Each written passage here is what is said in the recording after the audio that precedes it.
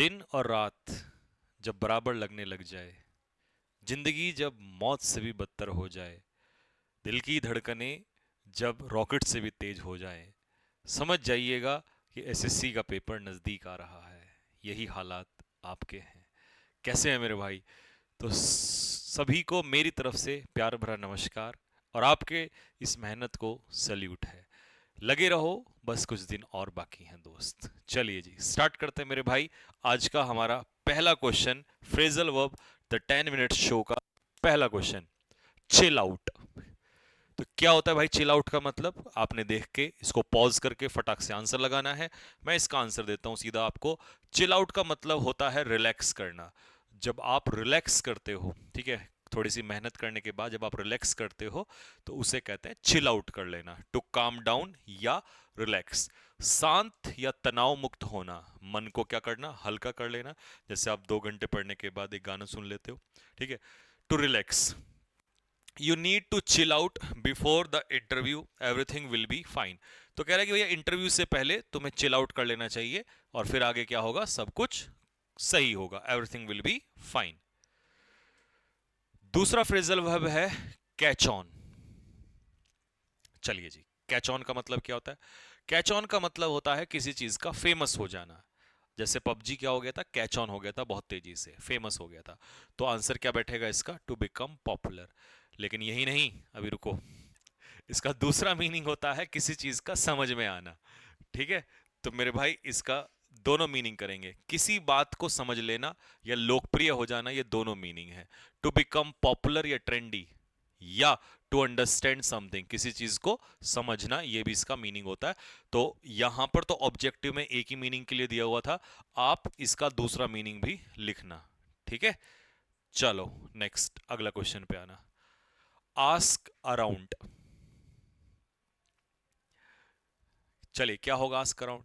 देखिए सपोज करिए, मान लो आपके 50 रुपए खो गए, ठीक है, तो आप क्या करेंगे, आसपास पूछेंगे। आपका पर्स खो गया, आप आसपास पूछेंगे। तो जब आप लोगों से कोई जानकारी लेते हो, पूछते हो, तो उसे कहते हैं आस्क अराउंड, आसपास, अपने आसपास पूछना। जानकारी या मदद के लिए कई लोगों से पूछना, ठीक है, तो कई लोगों से जब आप पूछताछ करते हैं, पूछते हैं, तो उसे कहते हैं ask around. To ask several people the same question to get information या हेल्प। कोई जानकारी लेने के लिए या कोई मदद लेने के लिए आप जब लोगों से पूछताछ करते हैं तो उससे कहते हैं ask around. I ask around, मैंने सबसे पूछा, but no one had seen my lost phone, लेकिन किसी ने भी मेरा फोन नहीं देखा था, या किसी को मेरा फोन जो है वो नहीं मिला। ठीक है, चलिए जी अगले क्वेश्चन की तरफ आते हैं। कैटर टू, क्या होगा जी कैटर टू का मतलब? समझो, कैटर टू का मतलब होता है भाई, जब आप किसी की जरूरतों को पूरा करते हैं। क्या बोला? किसी की जरूरतों को पूरा करना, इसे कहते हैं कैटर टू।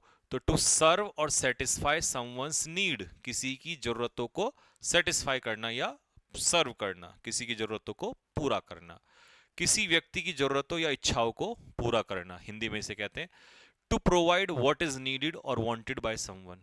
ठीक है, जैसे हम अपने परिवार की जरूरतों को, कल नौकरी लगेगी तो पूरा करेंगे, है ना। तो the resort caters to families with children. ठीक है जी, तो आया समझ में सभी को क्या कहना चाह रहा है ये? तो जो रिजॉर्ट है वो जो फैमिलीज हैं उनकी जरूरतों को पूरा करता है। ठीक है, किसके साथ साथ? बच्चों के साथ साथ। लिक ऑफ, लिक ऑफ क्या मतलब होगा भाई? अब ये ना, ये मैंने यहाँ तो आपको ऐसे दिया है, मतलब बताया है कि भाई ऐसे दिया हुआ है, और ये स्टेनो 2018 में पूछा था। एसएससी एमटीएस का पेपर जो होता है उसके 2000 आई थिंक 24 के क्लोज टेस्ट में था ये। ठीक है, तो मैंने वहां इसलिए नहीं लिखा क्योंकि वो क्लोज टेस्ट में था। अब क्योंकि इतने एग्जाम्स में हो जाता है, फिर बार बार ना लिखना और बहुत मुश्किल हो जाता है। ठीक है, क्योंकि ये फ्रेजल वो बहुत रिपीट होते हैं। अच्छा, तो लिक ऑफ का मतलब क्या होता है? अब पता है वहां कंफ्यूजन कैसे हुआ बच्चों को, या इस तरीके से तो बिल्कुल आसान हो गया, लेकिन वहां पर था leak up, leak out, leak off. अब समझ ही नहीं आता भाई कौन सा होगा। ठीक है, तो इसका मतलब आप समझिए, जब, लेकिन जब आपको लर्न हो जाएगा ना तो फिर आप लगा देते हो सही कि कौन सा होगा। फिर आप क्लोज टेस्ट मतलब फ्रेजल उस, एक सेकेंड, शांत, शांत। हाँ, अब स्टार्ट करते हैं। चाहे क्लोज टेस्ट में आए और चाहे फिलअप्स में आए, तो आप कहीं भी यूज कर सकते हो। ठीक है, समझ रहे हो? हमारे मतलब टीचरों के साथ भी ऐसा हो सकता है ना, तो तुम तो अभी स्टूडेंट्स ही हो। ठीक है, तो जैसे तुम दिन रात मेहनत कर रहे हो भाई, मैं भी ऐसी ही मेहनत कर रहा हूँ। मेरा भी देख लो क्या समय हो रहा है, इस समय पर देखना जरा। मैं भी तो किसी का छोटा सा बालक हूँ, मैं भी तो, है ना? मेरी माँ भी तो मुझसे बहुत प्यार करती है जैसे तुम्हारी करती है। तो इसीलिए, लेकिन नहीं, ये एक अलग चीज़ है। बट इम्पॉर्टेंट क्या है कि ठीक है, ये सब चीज़ें होती हैं, बट अपने आप को जब भी ऐसा हो ना कभी, तो ऐसे एकदम से शांत कहीं अकेले में जाके शांत किया करो। क्योंकि ये जो दौड़ चल रहा है ना इस समय, इस मेहनत का हमारा, इसमें हम लड़खड़ाएंगे, इसमें हमारे साथ समस्याएं होंगी। पर दोस्त टेंशन मत लेना, ठीक है? बहुत सारे लोग बुला भला भी कहेंगे, बहुत सारे लोग परेशान भी करेंगे, अपने आप पे डाउट भी आएंगे, लेकिन भाड़ में गया सब कुछ। मेहनत से बड़ी पूजा कुछ नहीं हो सकती, और तुम्हारी पूजा यही है, इससे बड़ी पूजा इस समय कुछ नहीं है। लगे रहो, मैं भी लगाऊं, तुम भी लगे रहो, बाकी सब ऊपर वाले पे छोड़ दो, है ना? जो का देखा जाएगा। ठीक। हाँ जी, तो मैं क्या कह रहा था, लिक ऑफ। अब लिक ऑफ का मतलब क्या होता है? जैसे मान लो आइसक्रीम है, तो आप क्या करते हो, जीभ से लिक ऑफ करते हो उसको, तो चाट कर अलग कर देना। ठीक है, ये कहलाता है लिक ऑफ। ठीक। To remove something with the tongue, जीभ से चाट कर किसी चीज को अलग कर देना। ठीक है, तो इसका आंसर होगा ये। कहां गया, ये रहा। जीभ से किसी चीज को चाटकर हटाना या साफ करना। आगे समझ में? टू क्लीन और remove something using the tongue. The child lick off the ice cream from the top of the cake. होता है ना बच्चे, नहीं ये आइसक्रीम तो मैं ही खाऊंगा, है ना, तो उसको ऊपर से चाट लेते हैं वो। ठीक। Next, chicken out. देखो, इसका मतलब क्या होता है? इसका मतलब होता है डर के मारे पीछे हट जाना। जब आप डर के मारे कोई काम छोड़ देते हो, तो आप चिकन आउट कर जाते हो। ठीक है, डर के कारण कोई काम करने से पीछे हट जाना। ठीक है जी, चलिए अगले क्वेश्चन पे चलते हैं। Dose of. अब मान लो, जैसे कई बार आपके साथ भी होता होगा कि पढ़ते पढ़ते एकदम से ऐसे नींद आ जाती होगी, है ना? जानबूझ के नहीं सोते, अनजाने में, अनइंटेंशनली जब आप सो जाते हैं, तो इसे कहते हैं fall asleep for a short time. ठीक है, अनजाने में या थोड़े समय के लिए झपकी ले लेना, इसे कहते हैं ठीक है, डोज ऑफ। ठीक है, to fall asleep. Dry up, same, already ये 2021 और 19 में पूछा जा चुका है। सेम क्लोज टेस्ट में ये फिर से पूछा गया, और वहां पर क्वेश्चन वही था, पानी को लेकर था कि भैया जो वेल्स हैं, कुएं हैं, आजकल आप देख रहे हो सूखते जा रहे हैं, तो वहां पर था ड्राई आउट, ड्राई अप, ये सारा था। अब फिर फंस गए बच्चे। तो ड्राई अप का मतलब होता है पूर्ण रूप से सूख जाना, टू बिकम कंप्लीटली ड्राई। तो जब आप ऐसे मीनिंग पता चल जाएगा, तो फिर आप कहीं भी यूज कर देगा, तो आपको क्या ही दिक्कत है? इसलिए कहते हैं ज्ञान एक बार आ गया तो कैसे भी उसको इस्तेमाल कर लो। ठीक है, तो पूरी तरह से सूख जाना या समाप्त हो जाना। ठीक है, एगॉन। देखो, इसको याद करने का तरीका बताता हूं। एगॉन का मतलब ऐसे समझ लो, किसी के मुंह पे अंडा मार दिया, मार दिया तो उकसा दिया किसी को। जब आप किसी को गलत काम करने के लिए उकसाते हो, तो उसे कहते हैं एगॉन करना। Encourage someone to do something, हालांकि एनकरेज पॉजिटिव होता है, लेकिन ये निगेटिव चीज के लिए होता है। ठीक है, ये याद रखना। उकसाना या भड़काना, विशेषकर कोई गलत या जोखिम भरा कार्य करने के लिए। अर्ज या encourage someone to do something. अच्छा, कभी कभी एग्जाम में सिर्फ इतना ही ऑप्शन दे देगा, टू अर्ज, अगर ये ऑब्जेक्टिव में आया। और अगर क्लोजर्स वगैरह में आया, तो वहां तो मीनिंग नहीं पूछता, वहां तो फिर एगॉन, है ना, इस तरीके से फ्रेजल वर्ब देगा और पूछेगा कौन सी फ्रेजल वर्ब इनमें सही लगेगी, तो फिर आपको पता ही होगा कौन सी लगेगी। तो ये मीनिंग भी आ जाता है, टू अर्ज या to encourage someone, specially doing something risky, foolish या रॉन्ग, गलत काम करने के लिए उकसाना किसी को। ठीक है, जैसे उसके दोस्तों ने उसे लड़ने के लिए भड़काया। ठीक है,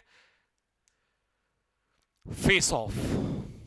चलिए जी, फेस ऑफ जो है ये आपका ऑलरेडी पूछा हुआ है।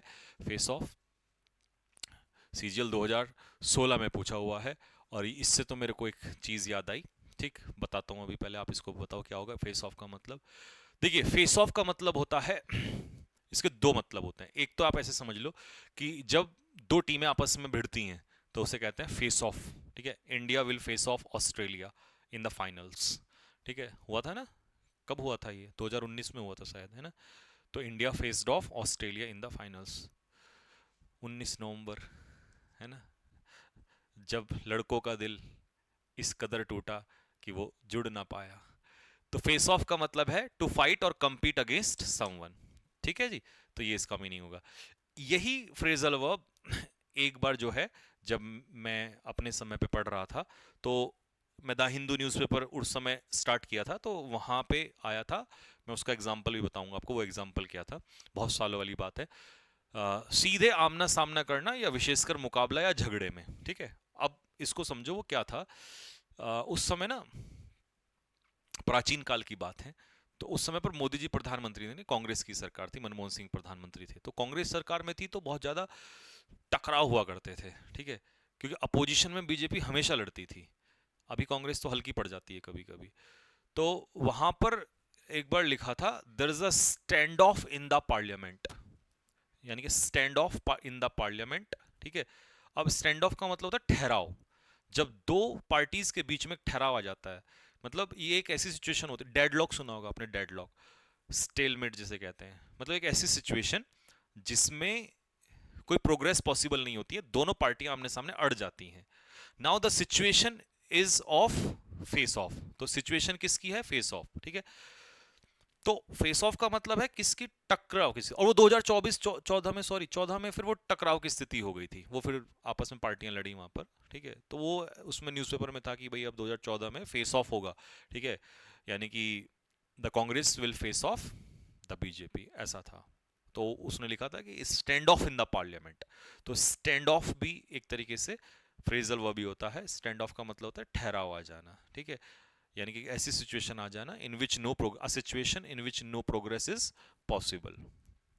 ठीक है, तो मुझे आज भी याद है, तो ये मेरे को याद नहीं हो रहा था, तो मैंने ना स्टिकी आती है, स्टिकी ऐसे करके ना आप लगाते होंगे कुछ बच्चे, यूं हटा के, तो मैंने उस पर लिखा स्टैंड ऑफ, और जो मेरा कमरा होता था तो उस पर मैंने ऐसे दीवार पे चिपका दिया। तो जो मुझे याद नहीं होता था मैं इसको चिपका देता था। 5-6 दिन रोज मेरी आंखें उस पर सामने आती थी, फिर उसको हटा के कॉपी में लगा लेता था, जो याद हो जाते थे, फिर नई स्टिकी जो है चिपका देता था। तो ये होता है स्टैंड ऑफ। ठीक है, India and Australia will face of in the parliament. ठीक है, वर्ल्ड कप फाइनल।